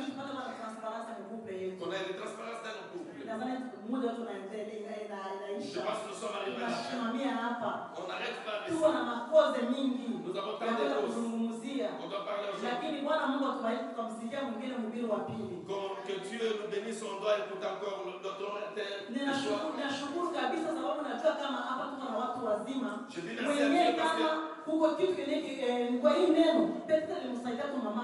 Je dis merci à Dieu parce que il y a des gens qui sont sages ou le couple est sage, ils ont entendu quelque chose que Dieu nous a parlé aujourd'hui.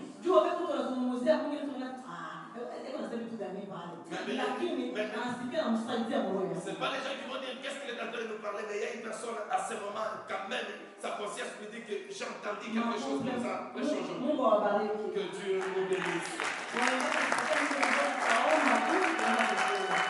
Les gens demandent de donner le cantique, on doit prier seulement et on doit partir d'abord manger quelque chose pour continuer la deuxième partie. Merci. Que Dieu nous bénisse.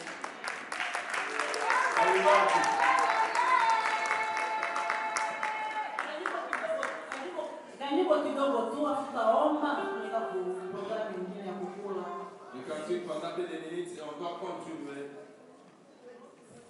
Na nitaka kuuliza kama mtu mwenyewe ana swali ili nisipite, kama mtu mwenyewe ana ulizo anaanza kuuliza watumishi wa Mungu wetu hapa, tuko hapa tutaleta dawa. Et si vous avez des questions, vous pouvez par les protocoles qu'on puisse vous enregistrer afin que les hommes de Dieu soient ici, les serviteurs, et qu'on vous répondre à vos questions. Merci.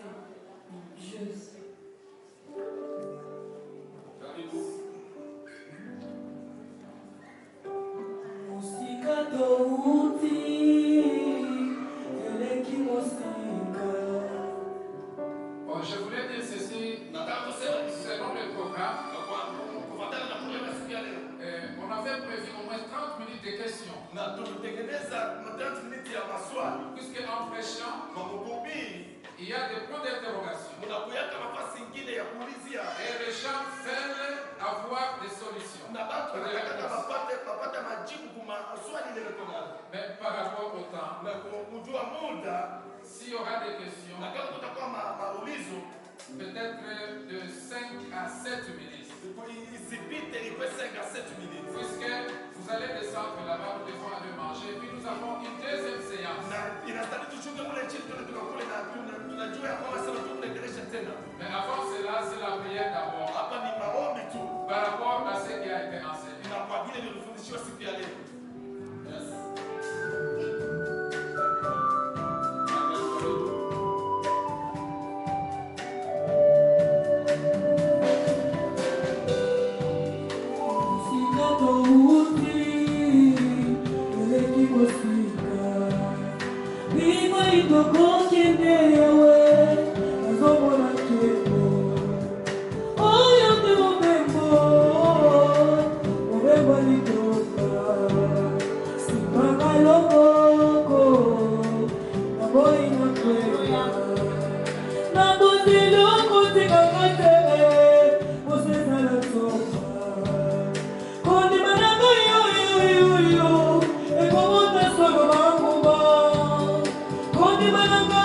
Hey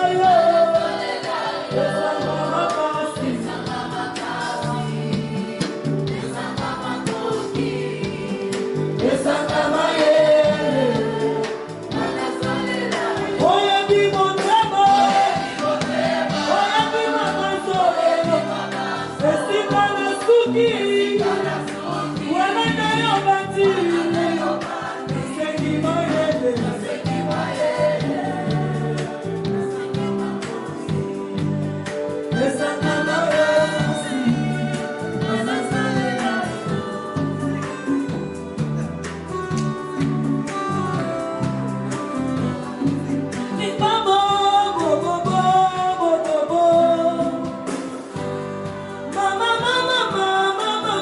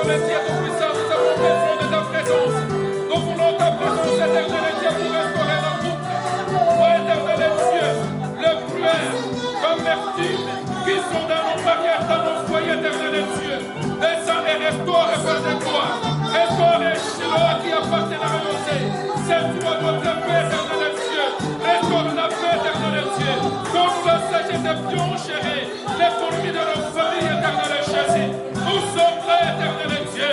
Nous t'invitons, Père des gloires. Nous t'invitons, Seigneur des Seigneurs.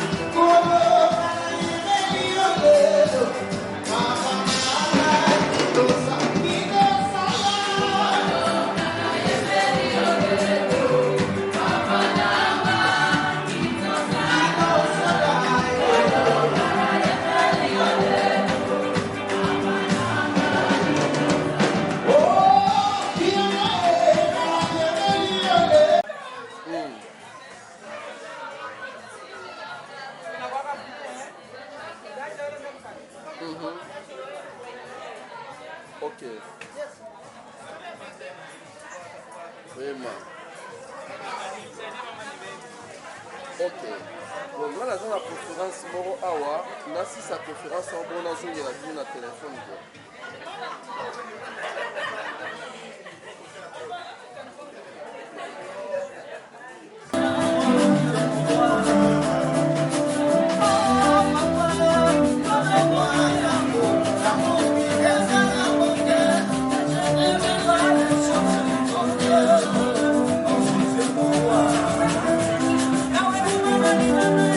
Yahweh, mama,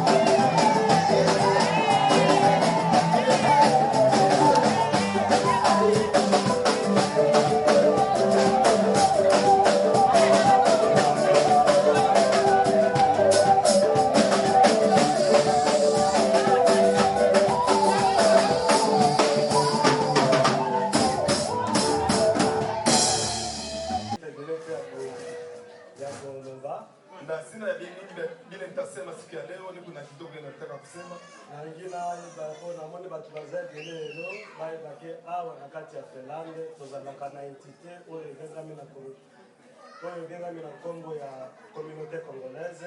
Nataka kujulisha bantu bote ke umu Finland tunakalaka na nkunji ile ya bakongomani bote. Oyo eza na responsabilité ya kote hii.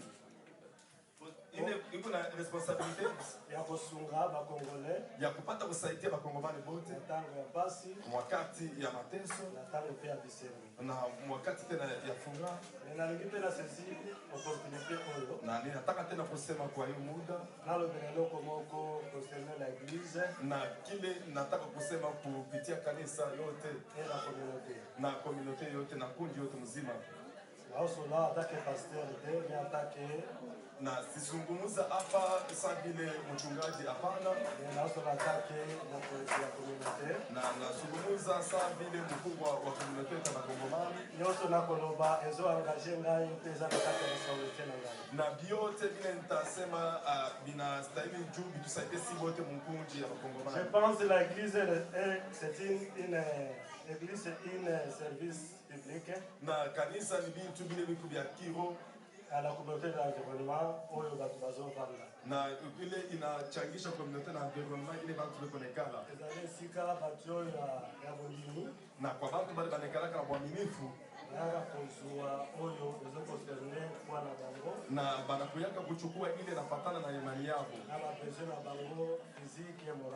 kufatana na mahitaji ile beko nayo na kwa communauté yote mzima.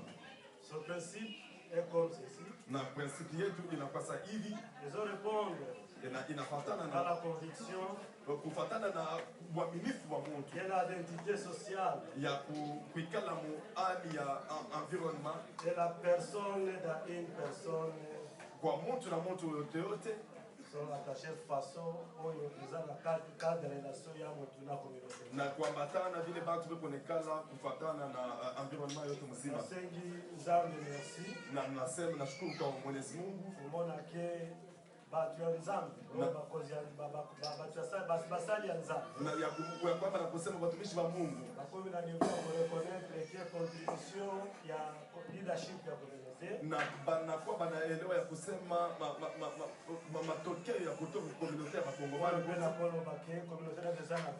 na kwamba na kusema communauté yote mzima inakuwa na onyo fulani oyo na dosenga bakongoli nyonso na nataka na naomba Bakongomani bote bajoindre ngai mpona kuatteindre bavision wana na bapate kufuata nyuma tupate kufika kule tunataka kwenda. Merci Pasteur Serge Simplice. Na nasema asante kwa Papa Serge na Papa Simplice. Papa Serge P. Na Papa Serge na mtumishi Serge. Na la contribution bosalaki na kwa michango na kutusaidia kule mtusaidia. Bona visibilité ya kwamba na kutosha tena hii communauté tena ipate kuonekanika ya Bakongomani bote muhimu kini ya Finland. Na evike na kati ya communauté totana ba expertise dele. Na najua sema muhimu kundi tunapata vitu vya mingi. Na nazo invite ba Congolais bose manifester. Na nataka naita Bakongomani bote wapate kuonekanika bote. Yes. Boyo kasonite usipate kusikia haya. Communauté ezali ngai nayo. Communauté inakuya ni wewe na mimi. Poto tuna atteindre na tupate kufika les objectifs kwa kule tunaenda maendeleo oyo kwa kisa identité congolaise ile itonesha kwa Bakongomani na mboka mboka muhimu kini ya kigeni. Merci. Lorsque tu prends cet engagement, tu dois l'honorer. Sinon, tu auras des problèmes non pas avec les organisateurs, mais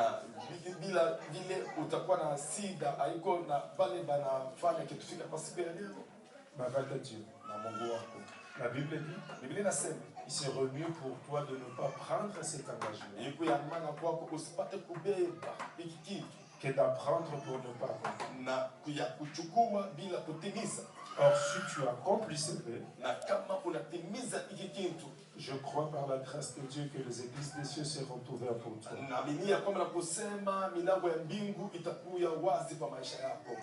Nous allons prier. Tendre Père, nous te disons grand merci.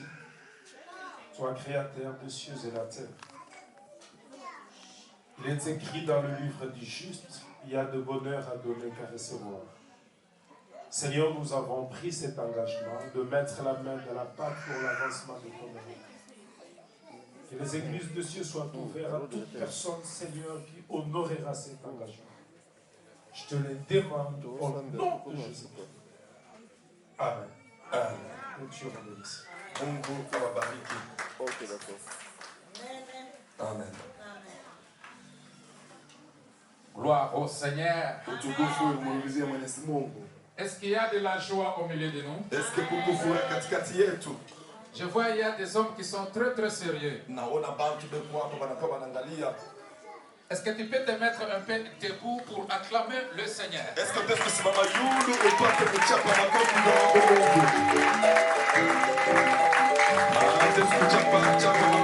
acclame le Seigneur, acclame le Seigneur. Alléluia, alléluia,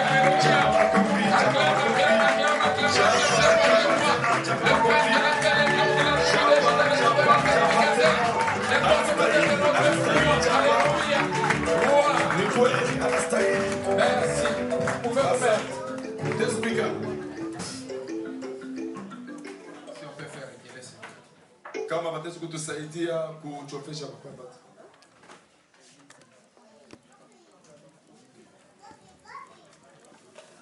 Je crois qu'on a eu un bon moment pour prier. Tu as beaucoup intercédé pour la vie du mariage. Et maintenant, nous voulons continuer avec la deuxième partie. Comme l'homme de Dieu vient de le dire, que nous devons être disciplinés devant le Seigneur.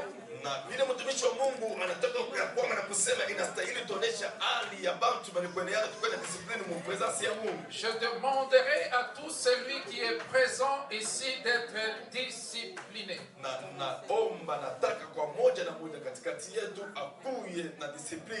Puisque nous devons être disciplinés devant la parole et devant le Seigneur. Vous voyez comment est-ce qu'on a décoré les choses ici? C'est pour vous honorer. Et honorer le mariage. Parce qu'on a pensé à cela. On a dit qu'on a invité les hommes vraiment matures, les femmes matures. Quand il faut se mettre, ils seront bien posés. Et ils vont suivre l'enseignement. Tu peux continuer à boire ton jus de l'eau. Et nous continuons à enseigner. Et avant que je puisse entrer dans les thématiques du jour, nous avons notre sœur Esther qui veut chanter pour l'Éternel. Sa chanson c'est pour louer l'Éternel, c'est-à-dire remercier l'Éternel ou témoigner l'Éternel. Notre sœur Esther peut venir ici de l'accompagner. Ma sœur Myriam, si vous êtes prête.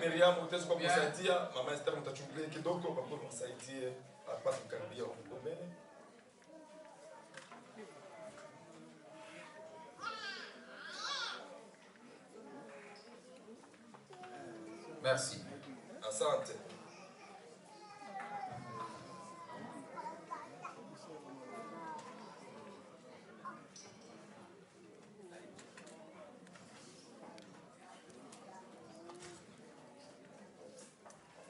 Mafundisho madhumuni hapa Finlande, mkutano wa Injili ni hapa Finlande, wainjilisti wamefika na waimbaji wamefika, mkono wa Bwana na wokovu wateni hapa, mkono wa Bwana na wokovu wateni hapa. Mafundisho madhumuni hapa Finlande, mkutano wa Injili ni hapa Finlande, wainjilisti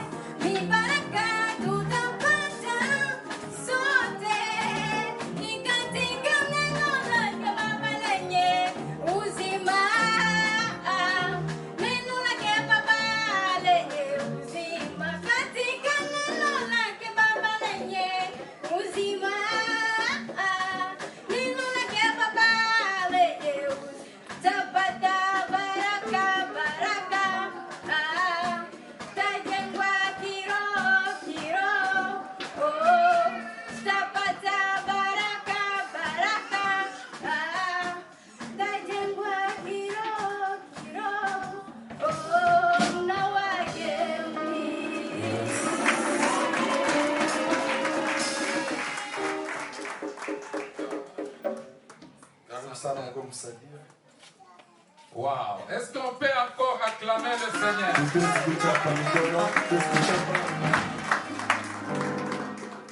Elle est l'une des filles de Sarah.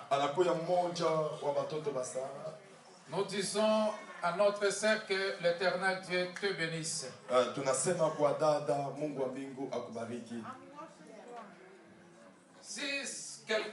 Si tu trouves que celui qui est à côté de toi est en train de somnoler, essaie un peu de faire comme ça. Ne somnole pas.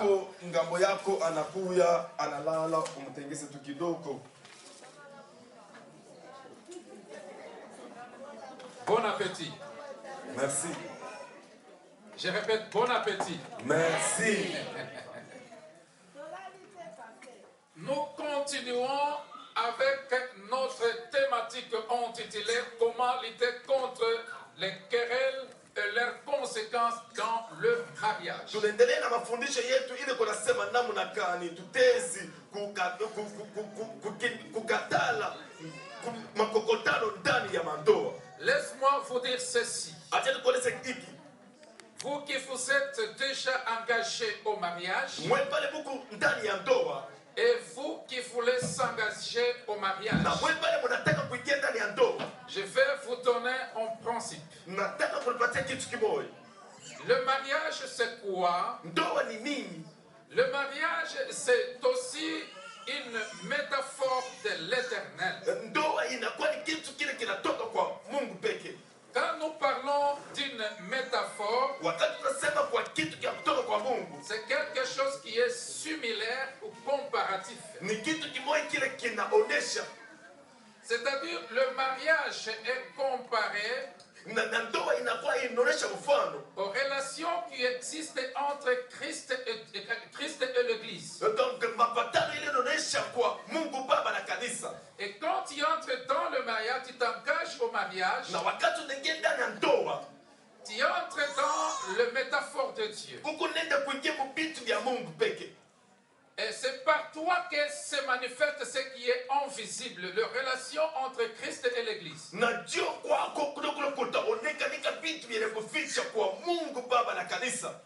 C'est pourquoi le mariage est très combatif, puisque Satan ne veut pas voir ce qui est l'image de relation entre Christ et l'Église.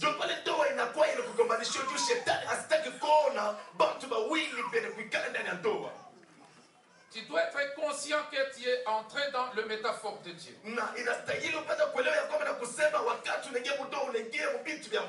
Dans la première partie, on nous a parlé des causes. Donc, c'est-à-dire, premièrement, des conséquences.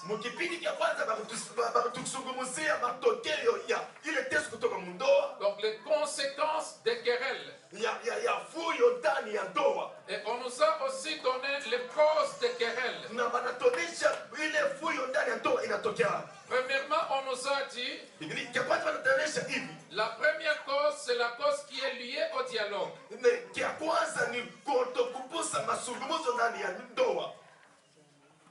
Ce qui est lié au dialogue, premièrement, on nous a parlé sur l'indiscipline dans le dialogue. On nous a parlé aussi sur l'absence du dialogue ou de la communication.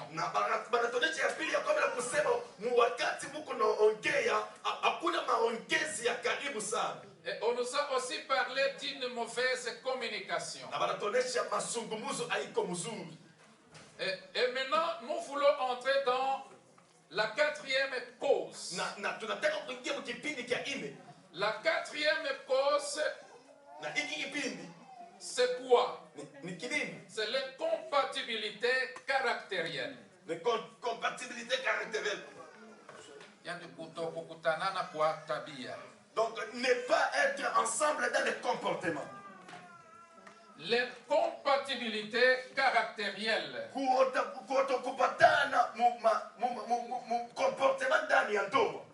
L'incompatibilité caractérielle, c'est la présence de caractères qui ne s'accordent pas, qui ne se marient pas. Non, les caractères qui ne s'accordent pas, qui ne se marient pas.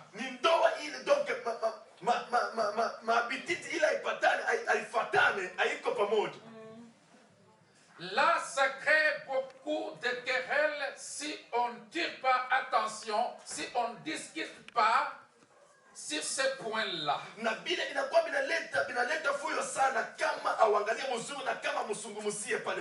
Chacun est sorti de sa famille biologique avec ses habitudes, ses caractères, son éducation. Et quand ils s'engagent à demeurer ensemble, il y a un problème. L'incompatibilité caractérielle. Et dans l'incompatibilité caractérielle, il y a des caractères là principaux qui font cœur entre les partenaires ou les éléments du couple. Par exemple, la femme est très colérique.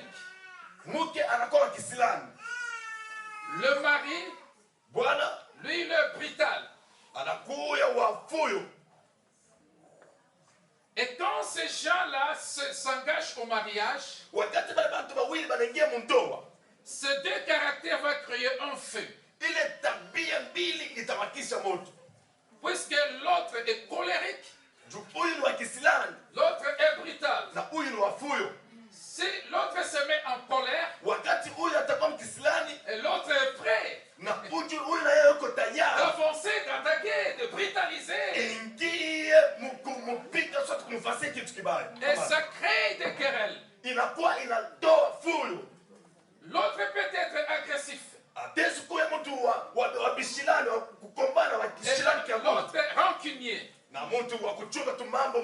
Alors ces deux caractères-là, ça va créer du feu. C'est pourquoi il faut beaucoup étudier à bien gérer vos émotions.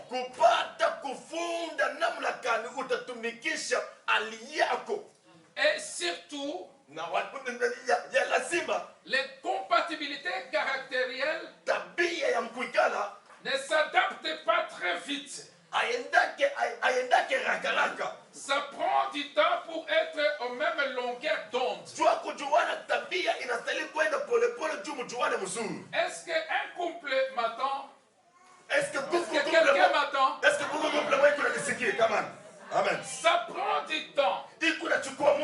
Pour les uns 2 ans. Kwa bengine itaweza kuchukua miaka 2. Pour se comprendre. Ya kuelewana. Pour les autres 10 ans. Bengine miaka 10. Et croyez-moi, dans ces 10 ans là-bas, na mniamini kwamba kusema mwile miaka 10. Vous vous chamaillez toujours. Mnakuya mnashirikiana kila siku. Vous vous chamaillez toujours.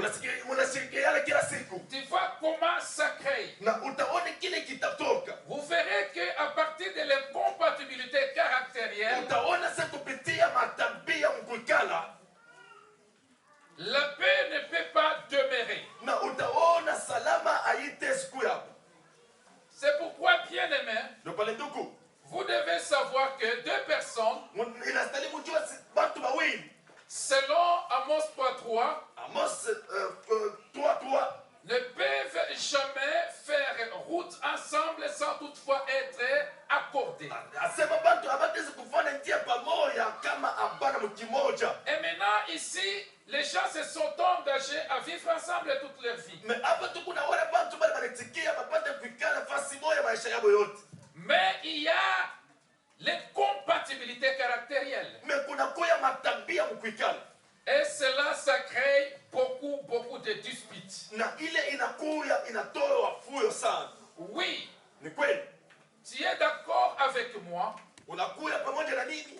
que tes caractères ne sont pas les caractères de ta femme et de ton mari.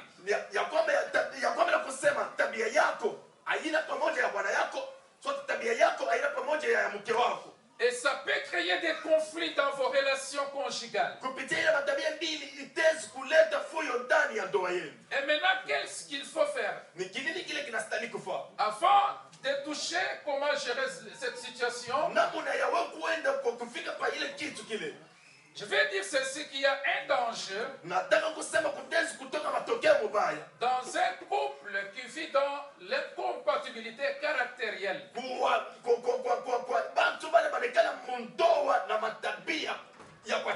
Si on ne discute pas à l'amiable sur ces points-là,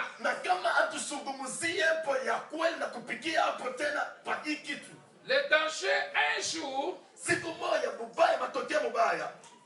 si par exemple l'autre était colérique, l'autre élément du couple va lui ressembler aussi. Donc,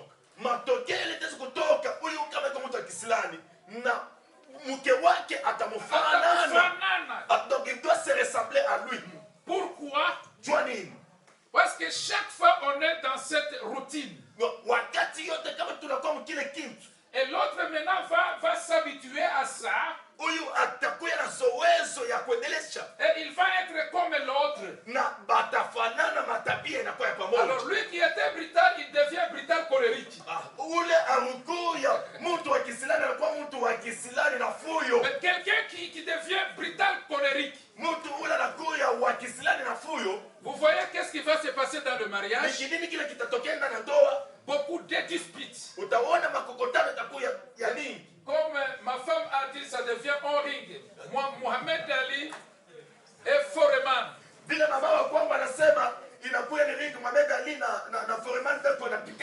Premièrement, c'est l'autre qui se mettait en colère très vite. Et c'est l'autre qui était très brutal. Mais pour le moment maintenant, c'est l'autre colérique, l'autre colérique. Ne joue pas avec moi. Hein? Toi aussi ne joue pas avec moi. Ça ne peut pas aller comme ça. Tais-toi. Alors vous voyez que les couples vivent dans un feu. Alors qu'est-ce qu'il faut faire? Il faut chercher le remède.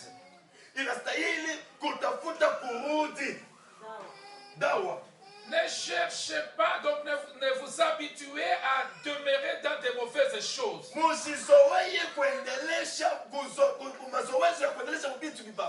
Vous ne verrez jamais le bonheur d'être en couple. Qu'est-ce qu'il faut faire?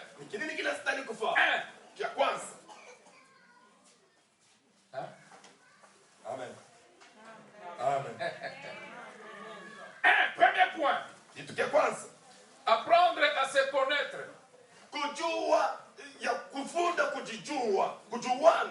savoir comment fonctionne ton partenaire.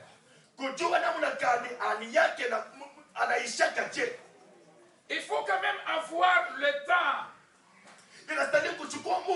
d'étudier ton partenaire et savoir comment il fonctionne.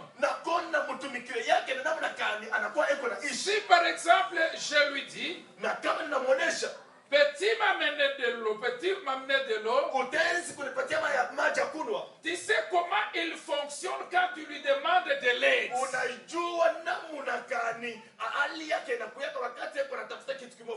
C'est pourquoi le mariage c'est pour le mature et non pour les enfants.